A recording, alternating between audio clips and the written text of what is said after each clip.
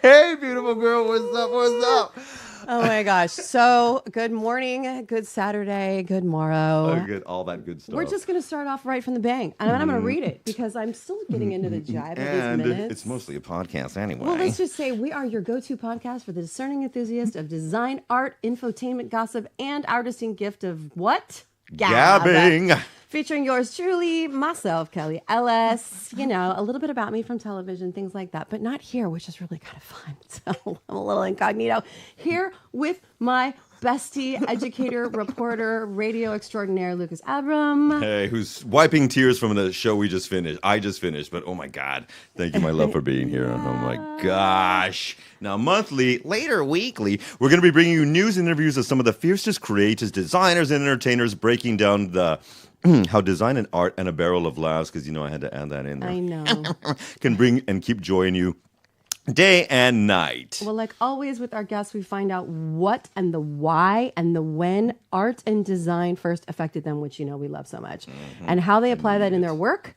And of course, but not like most importantly, into their lives. Like, how do you apply that in your lives? So grab your favorite poison and let's get started. Let's do it, because today we are going to, in fact, let me make sure that sister's not texting us. She's on her way right now. Good. From her beautiful home, award-winning singer-songwriter, queen of flamenco rock fusion right here in Catalonia, in Spain. Tori Sparks is going to be joining us live in the studio. And she's also going to be playing us, she's going to be... My sound man, our beautiful sound man, is going to be playing some exclusive acoustic love later that she's just recorded. Yes. But let's get back to brass tacks, y'all, and get her going. Kels, I've got some weird-ass news to show. I'm sure you do. You always do. Every week, we're also, before we do our beautiful interviews with our lovely people, we'll be bringing you Lucas's lair and Kelly's corner. Now, today, normally we'd start with Kelly's corner, but I've got some weird-ass crap to talk about. Can I? Do it. I'm going to do it now. Now, firstly, something strange happened yesterday on the way to the forum. The forum being Yes, my Caesar. building. Epa, somebody's in the studio. Will be joining us in just a second. Okay, so I'm taking care of business as I zoom, and I hear the bell ring. So I go, and my dog freaks out. His dog, do your babies freak out? At every bell ringing in It's the insane. building. Even Yeah, the it's elevator great. sometimes. Yeah. It's great. So I go and I answer it, and it sounds like an older Latina lady. And she's like, I'm here, but no one's answering. I need to clean. Okay. So I said, pero no en mi casa, not in my house. Do you have to come up? And she said, no, senor, but they're not answering. So I just let her in. Okay, this is crazy. What happened? So I go downstairs to walk my dog an hour later, and the porter of our building has put up a sign saying, unless you know. Oh, no way. Unless you know. The person, do not let anyone in the building. 3 people just tried to break into a house. OMG, the housekeeping ruse. Get the hell out of here. Okay, so. Oh my God, it was me. You did it. Yeah, you did do it. Oh my God, you didn't say anything. You're like, I'm so sorry to everybody in my building. But I feel like I'm as the only North American, it's always, he's the one. Oh. Do you remember that Sex in the City when Samantha let that guy in? Yeah. That's what I feel. That's what you did. One. You let the guy in who was the came in perpetrator. after. But there were 3 of them. She said there were 3 people. Okay, so there is, see, the problem here is kind of the problem we now have in the States, right? Where you get your hand slapped for if you burgle under a certain amount of money, they get their hand slapped, they're back on the street. Yep. So, yeah, That's all. Yesterday, here we're back in Kelly's corner. Ding, ding. Kelly's corner. Ding, ding. Okay. Yesterday, I am sitting in a nice cafe, right? And I just decided like an idiot, and I never freaking do this, but I decided like an idiot to put my cute bag just hanging on the back of my seat. No. Mm-hmm. So, fortunately, I was celebrating a little late birthday thing with my friend. I give her a gift. I know she can't carry the gift, so I'm going to put the gift back in my bag and carry it while we go on a little walk and stuff. I go, don't worry about it. I'll stick it back in my bag. But for that gift sticking out and stuffing the top of my bag, I would have been burgled because I caught a man's hand in my purse yesterday in the middle of a crowded cafe. What? You caught him doing it? I caught him doing it. There you go. I got up, jumped up like a crazy American. I'm throwing around the lovely obscenities all over this place. Policia, policia. They take off running. I am now trying to check and see if I have everything while I'm chasing them down the street. This was yesterday. And I was like, and no one flinched. Nobody flinched. It's that common. So I send a note out to everybody because my family's coming here next month, right? And I send a note out to everybody. Gosh. I don't tell my mother that it's me. I just Yeah. say a friend because she'd totally freak out, right? And I just said, just tell everybody to wear your crossbodies, leave them on your body. Nobody's hanging things on the back of your chair. Nobody's letting people, strangers in the door. You got to be diligent. And my daughter says to me, who lives in Southern California, she goes, that would happen here, Mom. You can't leave your stuff anymore. Don't think it's just where you live. It's everywhere. Wow. So what does that say about the society we're turning into? Well, it's just the hand slap stuff. Yeah. Okay. One more law. Let's talk about laws. Let's talk about laws while we move back into the lair. So, because I prefer the corner, because now I'm going to talk about something, and I'm going to also give a mad shout out to Christine Schultz and M from That's Why We Drink podcast, because this is actually where I heard about this and looked it up. Them. Now, I love them. This is something that I was shocked to hear because it just stopped literally in between our birth years. Oh gosh, this is so embarrassing. 1867 for me and 1974 for you. Darling, 1984. I am 39. Again. Okay, not. From 1867, this is true also in England, but it started in California with San Francisco. Just God. saying. This You know your people. This kills From me. 1867 to 1974, the United States had unsightly beggar ordinance called ugly laws. The ugly law. These laws targeted specifically the disabled and poor people, but specifically it started as a law that was enshrined into the law of San Francisco It was just in overturned. 1867, and it took 110 years to overturn it, to stop it. During the end of the Nixon administration, of all things, like he did, You can't like, be ugly. I mean, I think we should bring it back. I'm just saying. But I want to know who the judges are. That's all. that's the thing. So you could not be deemed an ugly person And be on who the is street. diseased, maimed, mutilated, or deformed in any way. So if you bring an unsightly or disgusting object to public view, you would be arrested. Okay, well, this reminds me of my grandmother because my grandma used to love to people. She used to love to people watch, and she would just go, "People are just so ugly," and we would just laugh at my grandmother, who was not necessarily a walking beauty, but she would just giggle. She would just giggle to herself that people are just so ugly, and I just think of Graham, like, who's the judge? I don't know who the judge is. It's hilarious. Well, and that's the funny thing, because, sometimes our brothers and sisters from the other side of the pond are not always well. I will always remember the big book of British smiles. And in 1729, England started this punishment. It was actually, we borrowed it from England, where sometimes where people with physical abilities were beaten and then taken away from that's public. terrible. So Ugh, that's ugly terrible. laws started to spread around like herpes or the Kardashians all over the United Was States. it because it would scare other people? Yes, but it really affected older women that they were deemed hags. Oh my gosh. And these were women who were probably in their 70s, 80s, 90s. Hey, we're embracing the hag culture these days. Come on, Amen. let's And go. someone would see them, oh, she's an ugly hag witch. And then they would be arrested Oh. for things as slight as limping. Oh my gosh. Now, Okay, what I happened just had a hip was- replacement. I'm the hag walking down the street with a limp. I know. she's a queen I walking down the don't. street. I don't. I had one though. I did, You and did. I felt ugly. Does that count? Well, no, I don't think you can. Kelly Ellis can't be ugly. No. But when you have a mini stroke and half your face is hanging down, and you feel like Eric Stoltz from Mask. That then you can happens. make- yeah, that happens. happens. My friends happened to my friends. It happened to your You? housemate and to me. Exactly. My gosh, it's scary. What would Jesus do? Well, Jesus said, "Hail to the no, keep it going." Right. Because in New Orleans, what happened was New Orleans got a lot of these. That sounds weird. New Orleans got a lot of these ugly people from California. Sorry. But a lot of people They during the probably think California that. Gold Rush never struck it rich. So they fell into depravity, which were then they deemed them as insane and pitiable public nuisances. So they would be arrested.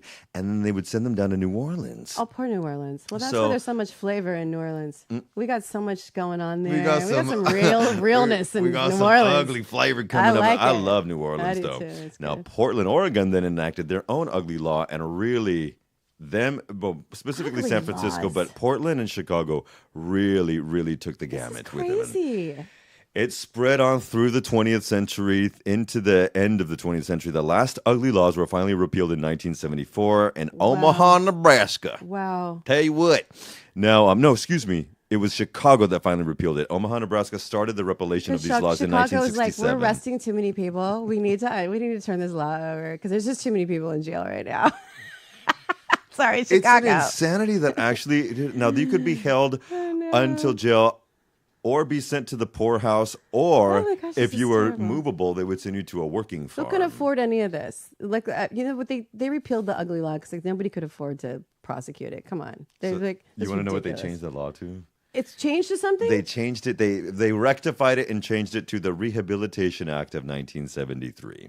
Okay. So this was still occurring. These things were still occurring for one more year after this Rehabilitation Act kind of stopped it. crazy. And finally, in, like I mentioned, Chicago, they finally stopped Wow. it. So Wow. ugly laws prevented some people with physical disabilities to get any public service or aid at all. Well, maybe it helped. It says it helped the public hygiene management scheme. So that spurned something else. So, like, instead of persecuting, arresting, beating people who needed help, we just went the other way and start instituting public hygiene management schemes, which that makes sense. So, all right. I mean, you know, with the good comes the bad. I don't know. Or bad comes the good.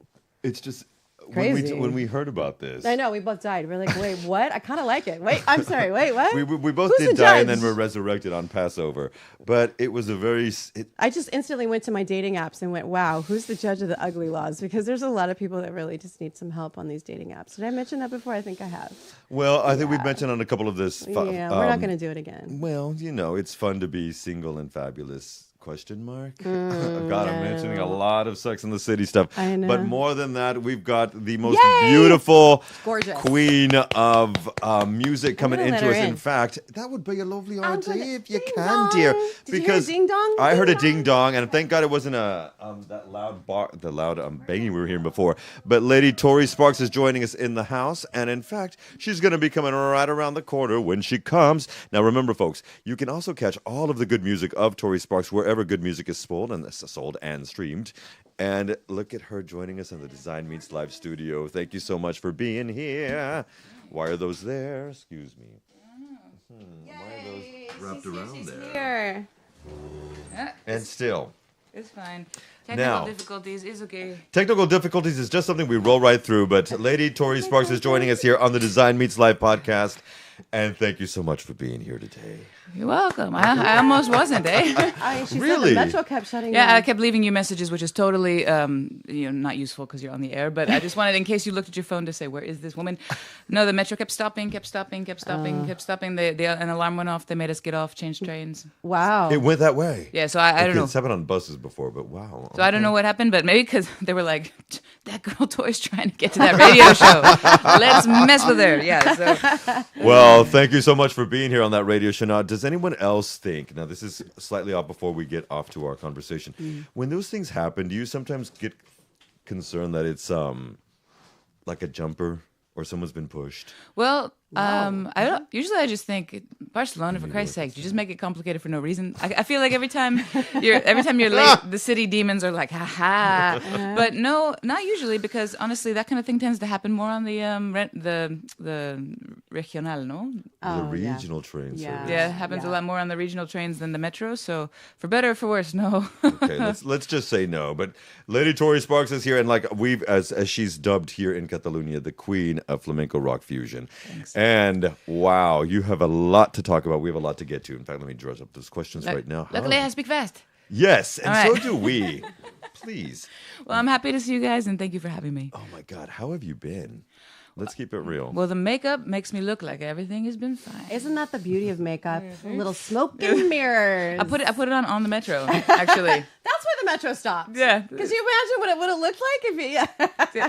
No, it's I'm fine, except it's been a crazy year. So the thing is, when things are fine again after having had a year of illnesses and injuries and problems, then when you get back to work, it's like quite a shock to the system. So on one hand, I'm very grateful and I'm fine. On the other hand, I'm working so much that I have to put on my makeup on the metro. So I'm good. Oh my gosh. But I'm happy because, you have to be appreciative of having work when you just spent months and months in That's bed true. without work, right? That's true. That's true. And we will get to that because it's super important to you and a topic that we want to talk. But let's start from the beginning for people who don't know who you are.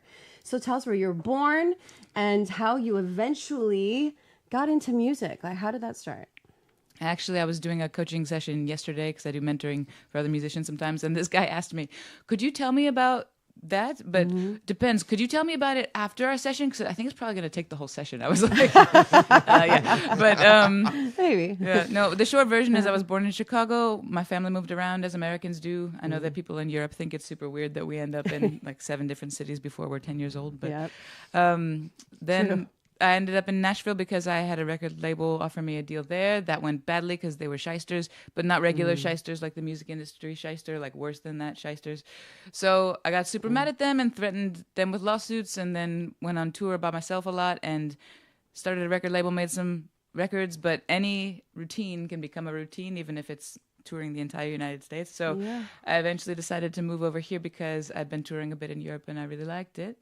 And I thought about moving to Paris because I'd studied there when I was at university, but instead I moved to Barcelona because I'm an idiot and thought it's pretty much the same, which is not, because fiscal laws are completely different in Spain than in France when it comes to being an artist, which I didn't know, but I'm glad I didn't know because I ended up with this incredibly more difficult, fiscally speaking, life, but there's an amazing flamenco fusion project, which I wouldn't have found probably in Paris. So No. I've been lucky because this project here people here have been wonderful. It's not easy making a living as an artist in Spain or in Catalonia, but I do think that it was the right choice, and I'm lucky with regards to the people who are around me, because it's like it takes a village. You can't do this by yourself, It's amazing. I mean, you just went through so many big things. You're right. This could take a whole session. Yeah. Like, I just started a record label, like, and I'm then I paying for just that, kind so of can we went do it here. after? I'm like, wow, that's a lot. I mean, big things, not little things. Well, I appreciate it because a lot of the time I actually had a friend who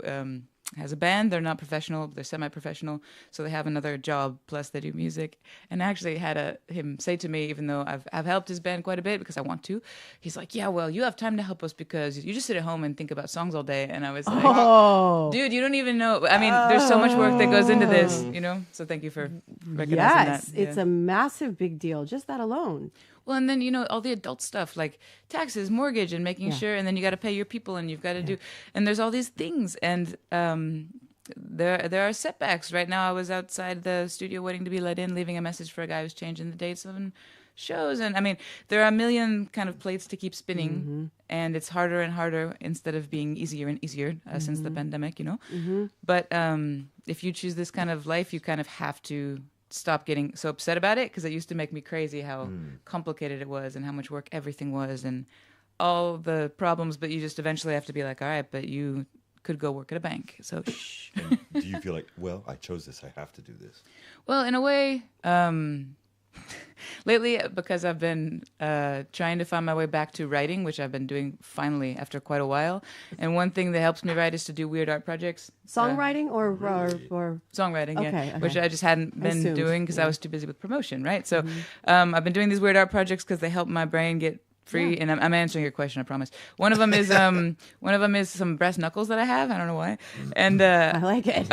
and I painted them and I pasted words on them, and on the part that would hit you, it says you chose this life, and on the part that you're and the part you're holding, it says el amor al arte. No, so it's like you can't. If you have to do this, I you like have that. to do it. Wow, I'm seeing another project, everybody. You're going to see those in stores very soon. But speaking of the creative things, I think a lot of times, I'm so sorry, guys. I've got a frog in my throat. Yeah. It's cinnamon, actually, from that. Oh. I don't think sometimes our parents understand if they come from a very basic, I don't want to say basic, but they've run their own businesses and whatnot, but it had nothing to do with the creative scene. Oh, yeah. It's very difficult sometimes maybe your mom is a little better. Well, the only reason why than she's our parents. I'm better. not going to speak for us, but. No, but most artists have that problem, which is a huge problem, and I try not to underestimate the amount of support that my mom has given me, because if you have at least one person, like a critical person, if it's a parent, it's better because it's from the time you're young, but a parent, a partner, somebody who really supports you, it's priceless, because it's, from what I understand, most people's parents are like, that's my grandmother doing that to me. You need to go to law school. You need to do this. And my mom is like that because her mother was like that. Right. She's not That's a creative person in that sense. In other ways, yeah, but she just doesn't want to do what her mom did to her, honestly. Okay, that was me. Yeah. So you're going to law school, only child of a judge. And you did it. And I went, and then I left, and I said, okay, I'm never doing that to my kids. Which is great. Yeah. And then the upside is, too, you can negotiate your own contracts Yes. now. That was the only class that I did really well in, and then I left. And that was it. But it was just that Makes good same sense. point, right? You do come from something, and you either embrace it or you completely reject it. You're like, up. I am not going to do Straight that up. to my kids. Right. And I've met your mother. She's so lovely, and she was at one of your shows. Well, everybody thinks she's my manager. They're like, your manager's awesome, and she's just good with people, and she's been a huge influence. And I feel like a lot of people who don't have that, it makes all the horrible things that you have to deal with, truly terrible things sometimes when it comes to trying to make a living as an artist. It just makes it so much worse to know you have no one to help you if you need it. So that's been a huge deal. That's nice. You know, and Shout out to Mama. Yes, yeah, for sure. Yeah, that's great. When you think of those, speaking of mother, when you think of those formative years, was there a moment where you felt that you knew, maybe an artist, album, concert, that, okay, yeah, I'm going to be doing this. I have to be creating my musical tales. See, that's interesting because when you were talking about law school, when I was in university, back when I didn't need to sleep so much, I guess, because I never slept like ever, and now I need to, and I hate it so much. It's such a waste of time. But I graduated with a degree in international business, so I used to think that all these other things that I did were just like a hobby, whereas other people think of music as the hobby. Music was what I was doing, music and theater at the time, actually. And then, studying business was like the thing I did on the side, And I think when it became necessary to choose, when I was at the university and I was studying business and all these other random things, and music, and I got cast in a play, which at the university I was at was kind of a big deal because the drama and the film school were kind of a big deal. Mm-hmm. And I was a freshman, and you weren't supposed to be cast as a freshman. You were supposed to wait. And right. So, and the guy who cast me was like the theater professor guy. So, which sounds funny talking about that as an adult, but when you're at university, that's a big thing. So It was, yeah. But I had to say no because I had just started playing shows, and it was going to be either you stop playing shows for 6 months and do the play, or you say no, which is scandalous and awful, and you play at these biker bars and stuff. They weren't like big shows, but I just started doing it, and I thought, at 17, right? Like I have to, this is what I have to do. And that was the kind of the decision-making moment, but that was harder than it sounds. You were so young, but now I understand the acumen that you have for business, because you ran through all of the things that you've done, and every one of those things are so big in and of itself. But now I know you've got the business background, so you've got, this is the rarity that I absolutely love about the people that we've had on so far that we talked to. There's a common thread. Not only that are they creatives, Multifaceted. yes, they have one foot on both sides, because you really kind of have to have that, don't you? Well, you do, unless you just happen to be one of the 1 in a million who had someone to do it for you. Like if your dad did, a lot of people, I very rarely see the husband doing it for the wife. I'm sure there's some, but it's very often the wife. That's why I think I should be a lesbian, because if I could get a wife to manage me, that would be awesome. It's so true. Because it's always like the woman behind the throne. You almost never see a guy, but occasionally, And Funny. She just went there. But sometimes if it's the guy, it's often the father. No, and so you see people who've had someone who just actually was discovered. It does happen, but it's one in. It's like winning the Powerball lottery, whatever the Christmas lottery thing here. Yeah. Yeah. So, but unless you have that, you really have to you have to figure it out on your own, and you do need luck too. But if anything, talent. I feel like, but I feel like talent's almost been secondary, because I know so many people who are just as good as me. Maybe what I bring to the world in terms of artistically is different, because I believe every individual, that's the only thing you can bring these days, because everything's been done. You have to do your thing. No one else can do that. But there are tons of people doing incredible things, but they just don't know how to promote themselves. Yep. So that's why I like to promote other artists, and I feel like I could be better at it. I feel like I was actually better at it before, but that's interesting. In which way? Because I feel like this is going to sound like super histrionic, I guess, but I feel like the demands made on my psyche by social media and all these different things, and the way that the industry has changed, has caused me a lot of anxiety, and it makes it harder to know. It makes it harder to work. And it also makes it harder to know where to focus my energies, which is why I've had trouble writing for the past few years. Okay. And why I'm trying to get back into it by ignoring some of that stuff, even though that stuff's necessary. It very, right? So you mentioned the difficulties in the industry, especially since the pandemic. Just highlight that a little bit. Well, I mean, it's easy to blame the pandemic for everything, like the way FedEx charges you 50 extra euros because of COVID. What the hell, you guys? Still. Right. So, Right. but Still? yeah. Oh, yeah. COVID charge. jerks. So Right, it's over.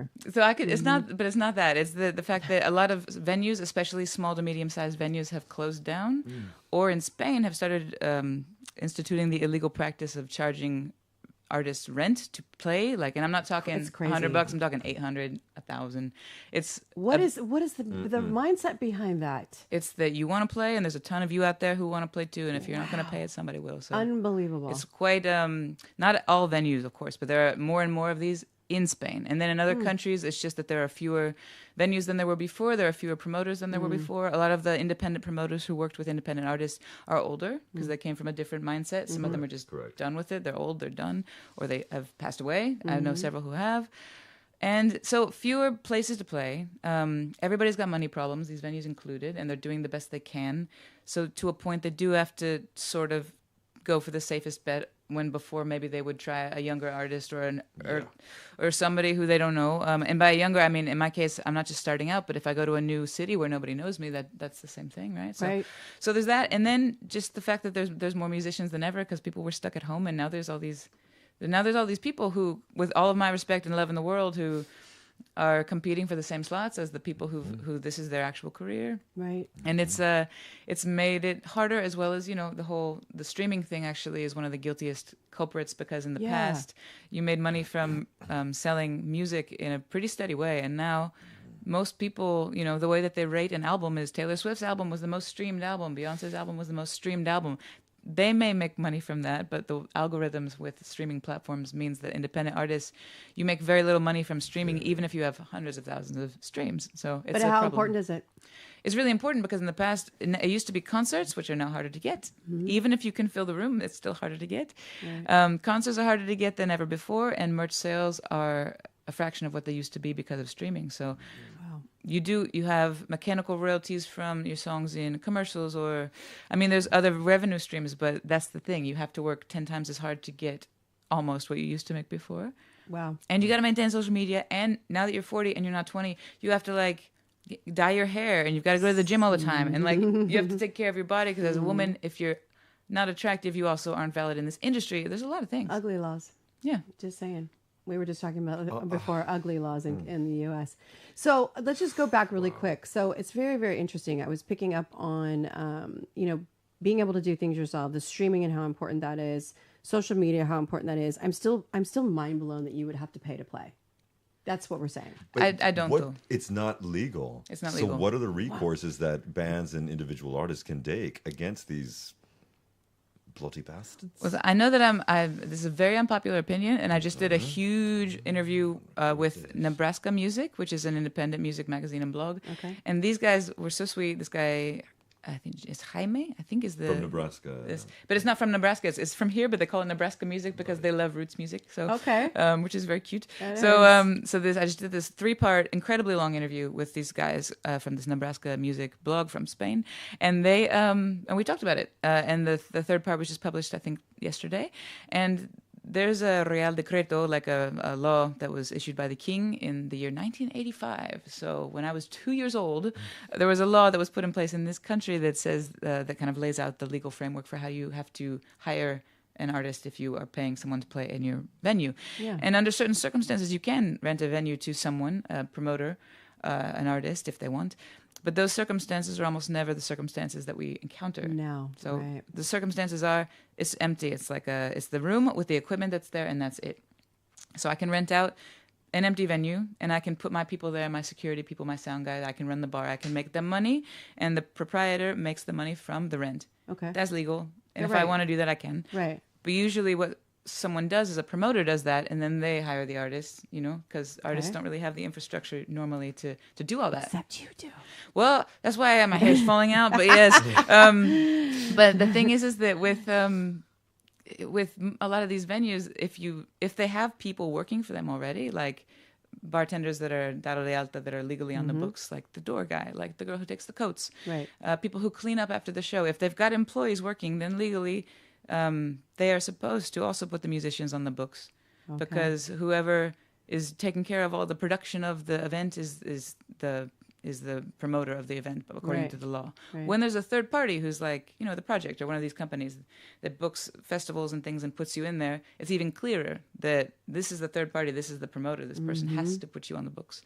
However, a lot of venues, when there's not a third party promoter, they argue that, well, it's not my gig, it's your gig, you're the promoter. Oh, wow. And you say, no, I'm not, according to the law, I'm not. And they say, well, don't play. Okay, that's it. And this has to do with presenting a factura too, not just the rental thing. So you're not supposed to have to present a factura at all. They're supposed to put you on the books. And then on top of that, they try to rent out the venue because they just know they can. It's supply and demand. And so, and when you say to a promoter, third-party promoter, or you say to a festival, or you say to a venue, that's not legal. Or just even if you're nice about it and you're like, hey guys, they're like, pues lo siento. Sorry. Sorry. So, Wow. as a result, I only play at places that don't do that. And I have to admit and come clean that there are places we play that do that to other people. And I'm not sure why they give us favored nation status, but Because you know the law, probably. I mean, I can imagine if you bring it up that there's probably a lot. Like we said, the artists that are not walking on both sides. They don't have the business acumen. They don't understand the law. They just want to play. Well, yeah, right? and they will. And some people who aren't, why is it harder to get gigs? Because, again, with all my respect towards people who aren't trying to do anything wrong to us, these people who have made our livings from this, but people who have another job and can afford to pay. Right. And some of us can't. The thing is, what can artists do to change this? Well, I used to be, I still am a part of it, just not as involved as I used to be. I used to be the secretary for the Musicians Union here. And, for example, the theater companies here in Spain have a very strong union. The Musicians Union is super weak because most musicians are like, bueno, when you guys figure out something, you let me know and maybe I'll join. Right. Instead of being proactive, they're afraid to go head to head with these promoters. Wow. I don't rock the boat as much as I would like to, but I have lost gigs from telling people Right. about this. You have to stand up for yourself. You can't be a part of the problem. Wow. Wow. Yeah. There you go. I feel like starting a union right now. Yeah. And honestly, you surprised me with the theater comment because Yeah, I that's feel like true, there's the English and theater, English theater should be part of that, and I don't think they are. But Oh, they should be. That's just another thing. Let's going back to real talk that we love to do here on Design Meets Life, because that's the whole idea. Actually, is how you've designed your life to do that. You've overcome, and we mentioned that briefly about 20, 30 minutes ago.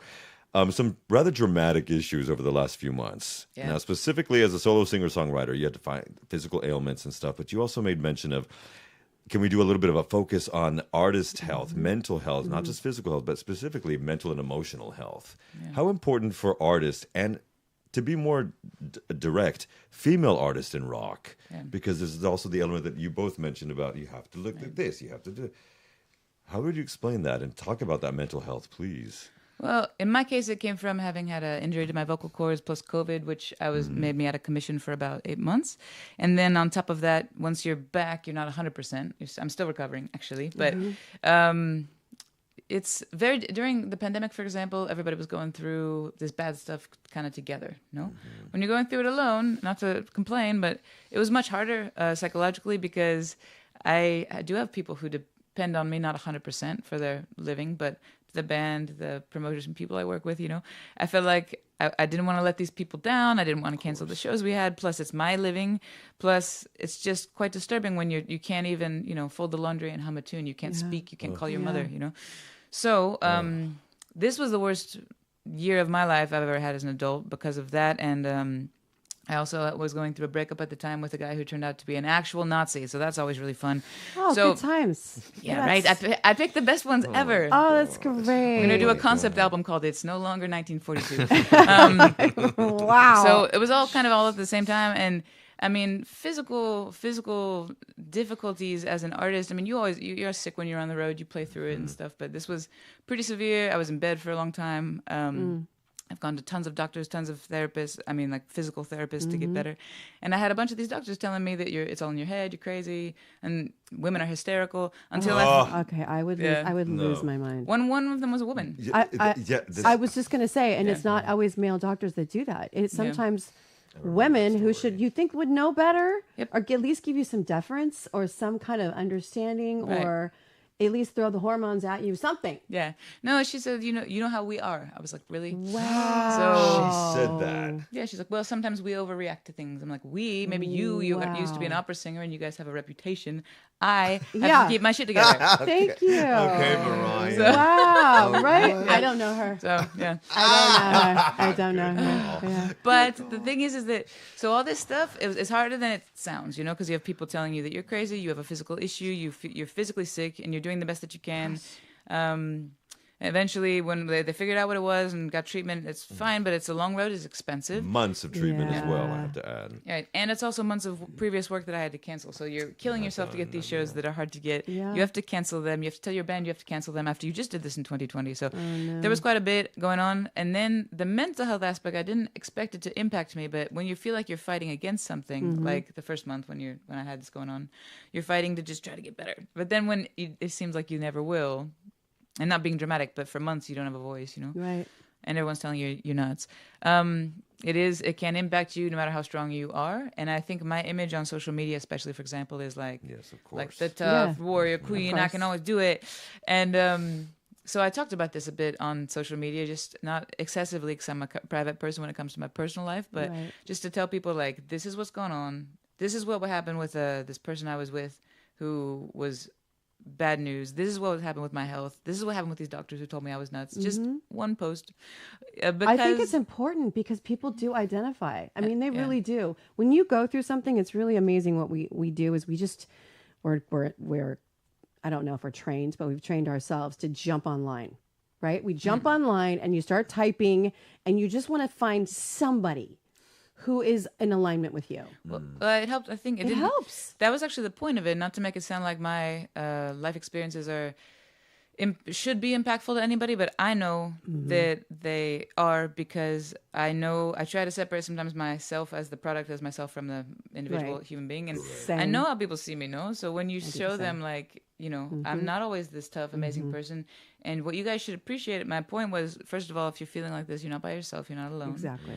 And second, if you see an artist up there, male or female, but if you see anybody, especially a woman, it's just true, doing her work on stage, respect the fact that she's up there in spite of. Yeah. Like, there are moms, for example. I don't have children. How could you be a mom and do this ridiculous job? Like, respect for those people, So I wanted people to know that, because I've honestly had more clients come to me for mentoring or for vocal coaching and stuff since then. That's great. They felt like somebody knows what I'm going through. Thank God. See, they relate. They found you and they relate, because people are really searching for somebody that understands them. And so when you were in that same struggle, you can imagine there's probably a handful of women, if not more, literally, all over the world going, I feel crazy. Right. And I don't know who's going to listen to me. And then we jump online. That's what we do to try to connect and find somebody. So it's very impactful. Well, you try to, you have a mic in front of your face as an artist. So that's why I do a lot of benefit concerts and stuff too. Because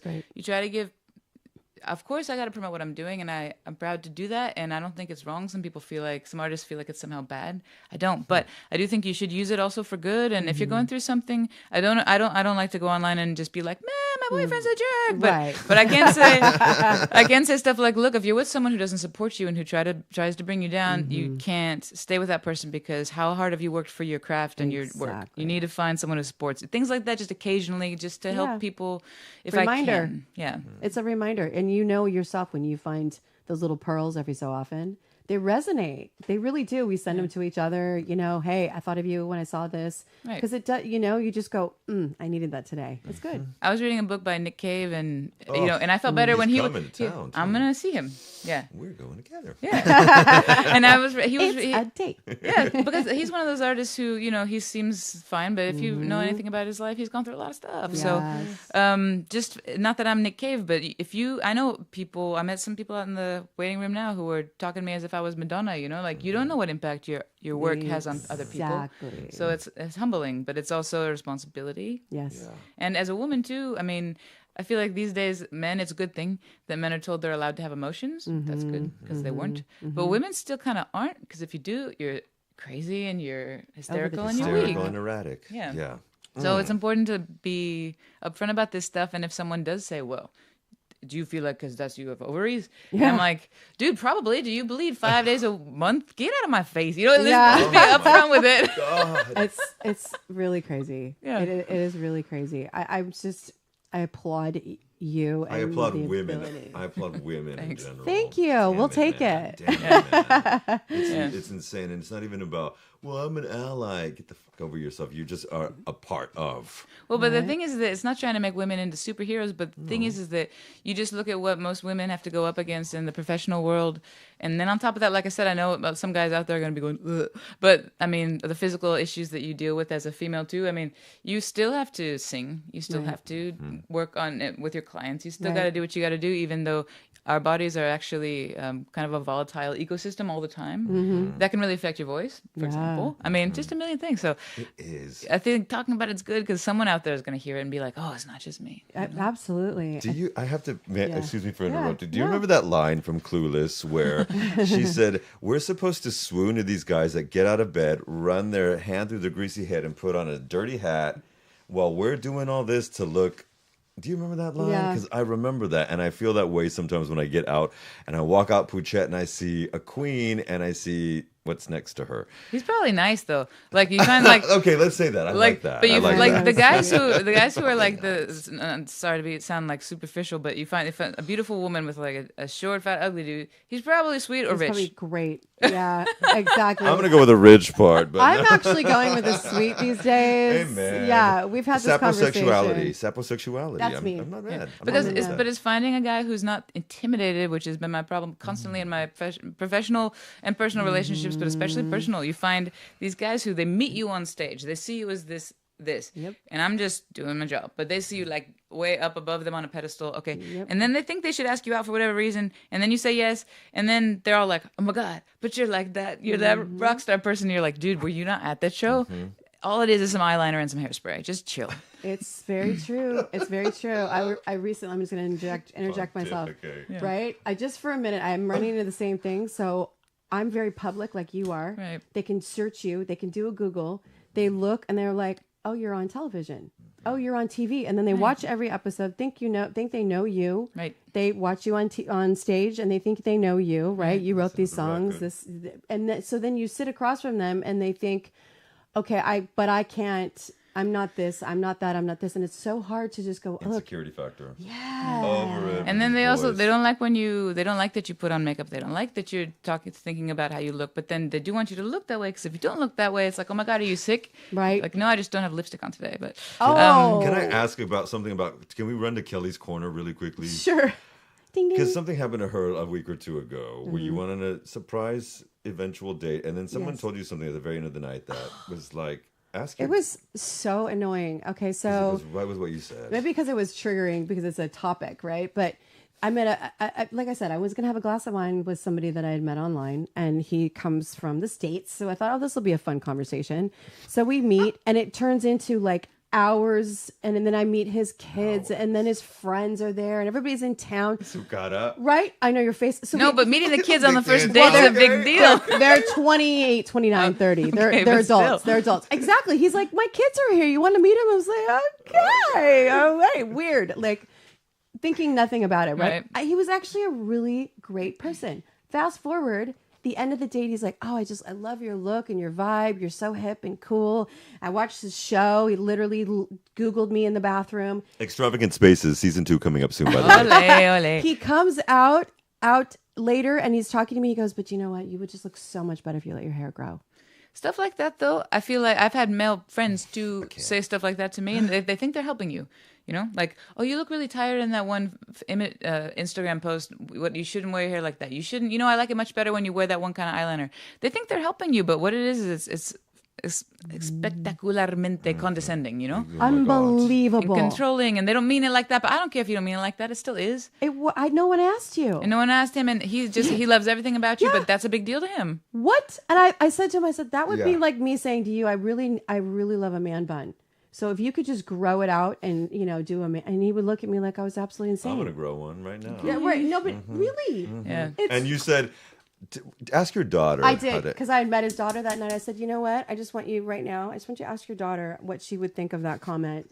And about 30 minutes later, I got nothing but a gush of apologies. Nice. Yeah. Well, with the one ex that I mentioned, besides the whole, Nazi the thing. Nazi thing, which actually was a thing, which, yeah, obviously. And German, he was. Well, that's why it's even weirder. It's like, dude, you guys know that this is not supposed to. Anyway, but before that, when there were some issues that I was already thinking about, this isn't good, this isn't good.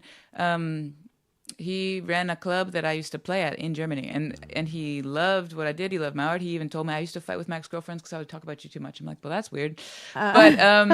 But then at one point he started criticizing, my makeup, my hair. I don't like what you do when you're on stage because you do this and you should be more natural. And I'm thinking, first of all, we've known each other for years and years as the artist person. Yeah. Second, it's work, Third, did I ask you? No. And it came up in a really inappropriate moment too. And I did say, and by the way, this is not a constructive time. Like right now, while you're being a psycho and asking me if there's cameras in the walls, not a good time to also say, and I hate your hair. How about What? use your brain and then use your mouth? But the thing is that people, human beings in a relationship, it's wrong to ask the person to accept you for who you are and say, but let me change you though to make you how I want. And as a female, you do run into that a lot, and a lot of men don't get that that they're even doing it. They don't even see that they're doing it. And but I still don't stand for it. And then as a public figure, as you know, people feel like they have the license to do so because they've seen you on a screen. Yes. Yep. Oh, I didn't like that, blah, blah, blah. Oh, this looks so much better when it was this way. Or you should. I don't think that this was a forum for this conversation. And why do human beings in general, why is it always, I don't like that jacket, I like, why is it not, on episode 3, I really love that one thing. How about on episode 5, that was cool. Why do people generally focus on what they don't like anyway? Just be constructive. My mom used to say, if I want your opinion, I'll beat it out of you. Wow. Hello. I'm going to start saying that to my boy. It's a great line to use. Use it with your kids, children. Well, that tells me that whoever you're with, won't give it freely. So that's okay. I'm totally okay with that. I tell that to my dad all the time. Jeez. Now, this is a straight up a necessity of a Kelly question. It is right here. Yeah. So this is poignant. This is a big deal for me. Design psychology, I absolutely love. I'm always so interested, and people are interested in general. Kind of why the shows are so popular when we tour people's homes and we get to see how they live and see what makes them tick. But I love talking and asking creatives, like, what part of your home is your most inspirational? Where's the place where you go, okay, I need to go write. I need to be open. I need to open up my mind. Where is that space? What does it look like? See, it's kind of weird because it depends on the day. My whole house is a very specific space, and that's why this sounds really, really odd, but I don't really invite many people to my home because it's the only space that it's not about control, like it's the only space that is mine, but it's a sacred space to me. Yes. Even though I'm not a religious person, but that's to me, like, that's an important space. So if you're in my home, it's an important thing that you're there. So, the way my house is an actual house, and it's set up in a pretty specific way. And downstairs is like the terrace with the plants and the art on the walls and the sofa and all the books and things. And then upstairs, then there's a level with the bedroom and the guest room. And then there's the upstairs, which is the office, which has light on all 4 sides, and all the music stuff and all the awards or articles and things, like the Eagle Room, no? Yeah. And the thing is, because I'm working all the time up there, that's where my office is, and that's where I do the coaching sessions from and stuff. There's lots of times that I'm there anyway, and because I have all the music stuff around me anyway, that's where I often get ideas and end up working. But downstairs is a much more relaxed environment, so if I'm feeling like I can't become in that, I can't put myself in that mode that I need to be creative, I'll actually go downstairs and take a book or something out on the terrace, and I have a guitar downstairs on purpose so that hopefully to get the juices flowing. And because if you're in the workspace, because I also do the booking and the promotion, all that stuff in that office, sometimes that gets in the way a lot. That's right, because you're going left brain, right brain in the same space. Sometimes it's hard to switch, isn't it? So that's been difficult for me sometimes because I have so much time that's invested mostly in that. So to try to like dig my way out of that is harder and harder. So it really helps to have the 2 separate spaces. And all the art on the walls is all independent artists, and all the books that I have are people that I admire, that I am inspired by. So it's great selection of books, I have to say. So it's kind of like just giving yourself the opportunity not to think for 2 seconds about how am I going to promote this, and just be musician like you used to be, you know. Exactly. How do you find reading to be inspiring? What is it about it? Is it because you're doing a different headspace? You're in someone else's head when you're reading? How does that work? Well, first of all, the only two ways that I can get my brain to turn off, because I feel like I have so much to think about, you know, when it comes to all this stuff. Plus, I'm still, you know, in my case, with doctors and therapies and things and stuff these days, right? So busy.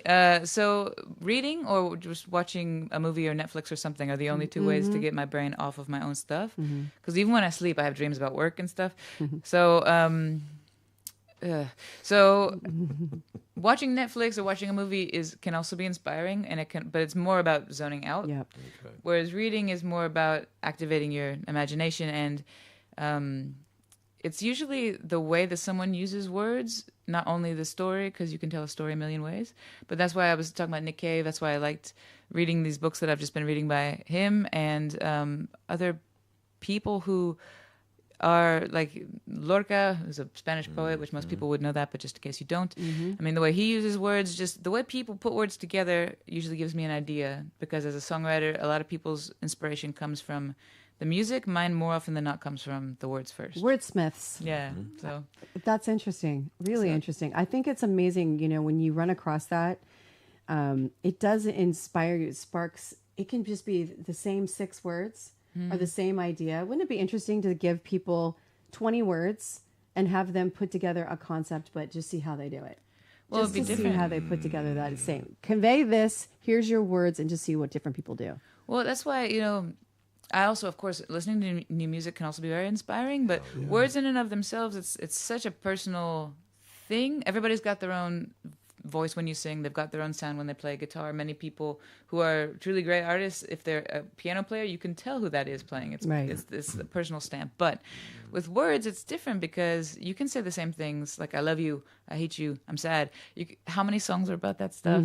And somebody like Tom Waits, for example, who I love, has a really interesting mix of metaphor and literalism, if that's even a word, you know. And it's those people, they say something that everybody's felt in a way that no one's ever said before, and That's great. it's like cleansing my palate, you know. I'm like, oh, this is great. I want to go be a musician like I thought I was being, but no, I've just been being a Facebook artist for the past 5 years. you Yeah, know? that's interesting. Well, we talked about this really quickly, and just want to kind of go back to that. You just said being a Facebook artist, but how do you balance the public social, you know, online presence as a performer with the live? Like, which is one feed the other? Do you look at it as a vehicle to get people to see you live? The most important part is live, but then when you show live online, you know, it's like it's a circle. It's kind of a Exactly. circle. How do you do that? A hoop that never ends. Yeah. Well, it's super useful. I mean, that's why I'm not trying to knock it, because it does help me stay in contact with fans that I haven't seen for years. It helps new people discover us, what we do. And so it's good when you're playing a lot, because then you have material to put online. And when you're not playing, you can usually find something, recycle it, and still be active and still be present in people's imaginations. And I feel like I'm good at that. The only problem is I feel like I direct more of my energy towards that than I do towards creating, and that is where the problem comes in for me. The balance, right? Because I don't just post whatever. I'm very careful about what I post, and it takes forever. And I used to really enjoy it, actually, because it felt like part of the creative process, and I like promoting what we do because I'm proud of the work we've done with the band, and it's fun to share it, you know. But to be honest, lately it feels like it's getting in the way of being creative. So that's where I'm having trouble finding a balance now. And when people say, "Why don't you just hire a social media manager?" It's because for 2 reasons. First of all, I'm not so famous that just any single post that I put, you just get billions of likes. Right. I have to know what people are going to respond to, and I know my audience. Curate it. And second, I mean, seriously, with the amount of money that they're paying us and the Yeah. streaming revenues It's and stuff, expensive, yeah. like I'm just going to hire a ton of people to work for me. It's hard to do. And that's what brings the necessity of having to perform. Speaking of, we're going to start wrapping up in a bit, but what's next on the spring and summer playing agenda? Yeah, I'm so excited. Well, I'm lucky because normally I always say if I had the choice between finding the love of my life and a booking agent, I would totally go with a booking agent. And I mean that, and I've always meant it my entire life. Maybe that's why I haven't found the love of my life yet, because the booking agent's right around the corner. So let's hope so. Well, they'll be both. But right. Not my dad behind the throne. No. No. Hell to the no. Hell to the no. No, but I was lucky to find a booking agent, or at least for one region. This guy contacted me, and I was like, "Are you sure?" Because when people contact you, it's very often It's scary, huh? it can be a weirdo, or it can be somebody with good intentions, but they just can't, you know. Right. So, but this guy from This company's called VREC, VREC Booking in Italy. And he said, would you like me to set up 5 or 6 dates for you in Italy? And I was like, it depends. Are you crazy or are you cool? Yeah, exactly. So he seems normal and Yeah. he seems like a sweetheart. And he works with a lot of women artists and he just enjoys it. And that's his vocation. Love it. You know, so I'm going to Hell yeah. Italy for That's about a gonna be week in June, correct? Yeah, first week Brilliant. of June, which is cool because I'm legally Italiana. So going back to my raíces is nice. Okay. Yeah, so that's cool. Oh and my exciting. gosh, that's so fun. I feel like there's a lot of really good things on the horizon in Italy for you. I hope so. And here too. Yeah. I'm just thinking personally. I Yeah. feel like there's like a great guy there for her who's just going to be like, somebody new. There's Well, gonna be some fresh stuff going on I'm there. gonna go with that one too. I wouldn't be unhappy to have a relationship. It's just I can't have one that gets in the way of my job. Exactly. So I So- feel like this person's going to be in the industry. That would be useful. But My all the prediction, guys I I've don't been know. with as of late, but all of them, like the past 10 years of relationships Yeah. have been people who've been in the industry, and I'm like, dude, you know how this works. Right. Why are you being such a little about it? Well, So- if you Ego. the last question that might tie into that, Mm-hmm. to refrain maybe to stop her from doing this, but what would you tell your 15, 16-year-old self about the pursuing of your creative ambitions? Well, first of all, that would be difficult because I'd have to know that the pandemic was happening. I have to know that all these the streaming thing, for example, changed the industry so much, and I never would have seen. Nobody saw that coming. So, Yeah. I guess the only thing I would change, which if I could, I would. People say no, don't have regrets, but I do have one regret, and it continues to be a present day regret that I still have not 100% have a handle on. It's just I wish there was a way to not get so stressed out about certain things because Yeah. it is pointless, but we still do, and. Yeah. I'm right now this summer I have this tour in Italy. I have a couple of we're playing the Festival de Gracia here. I have a couple of little festivals and shows around Spain Great, and Catalonia. okay. But I don't have enough shows set up because I do my own booking and I've been sick in bed for months. And then I had these 3 major shows in March, and then I had a couple of shows in April, and I've had huge things. I've had to go from 0 to 150% all of a sudden, which has been fantastic. And we were on national television, we were in the newspaper, we were on the and I'm so lucky and I'm so grateful. But doing it all on your own. It's hard, yeah. So as a result, I don't have enough shows set up for summer yet, so I'm freaking out about it. But Right. I wish I could tell my 15-year-old self and my 40-year-old self, will you just chill? Because it's not going to do anything. All it means is that you have to take diazepam sometimes. Stop, but it's very difficult when you have to keep all the plates spinning to like just chill about it because they're going to fall. Yeah. So I think this new promotion is really going to be good. I have very hope good so. feelings about it, but you're so talented. Thank you. But stuff like this, for example, coming and talking to you guys helps because one thing I wish that more artists understood was that, and I don't mean to sound superior, but this is one thing I've always believed and has served me really well, is that this is not a small opportunity because you guys are both established people, but any opportunity like to come to speak on the radio, if it's big or small, if it's local, like I was just at the local radio in Sands that I think nobody listens to, but I don't care. Like you do every opportunity as long as you can and as long as you want to and as long as it fits with your career plans, no? Don't say no to a small club. Don't say. I mean, if they don't pay you anything, then yeah, of course, defend your business. But Right. if you're like, oh, that place is too small. Oh, that radio station is too small. Being here with you guys is an opportunity. Being at a small club is an opportunity. Being at a big club is an opportunity. People will see you. You will get fans. You will get opportunities from working. So work, and don't be like precious about it, and don't be like certain friends of mine who refuse to play because that place is not teatro. It's like. You're all right. So what are you doing then? You're staying at home watching Netflix. Exactly. Wouldn't you? Are we going to play a little clip after we wrap We up? are actually going to outro with this. So we're actually going to play Penny on a Rail, which is an acoustic love acoustic love jam that you sent us. Thank you for Yes. doing that.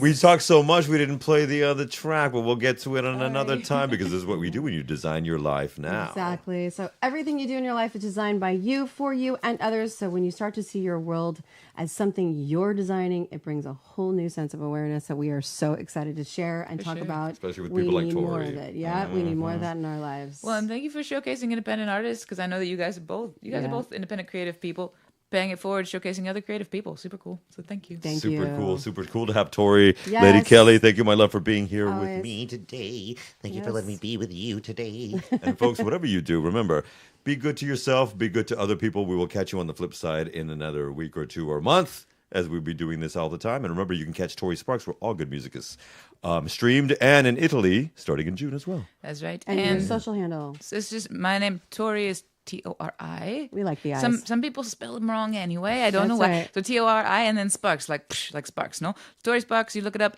Unfortunately or fortunately, everywhere. Everywhere. Tori with a big star on the top of the eye. And That's right. Penny on a Rail. This is Lady Tori Sparks with Penny on a Rail. We'll see you in a few weeks. Bye, everybody. Bye, thank you.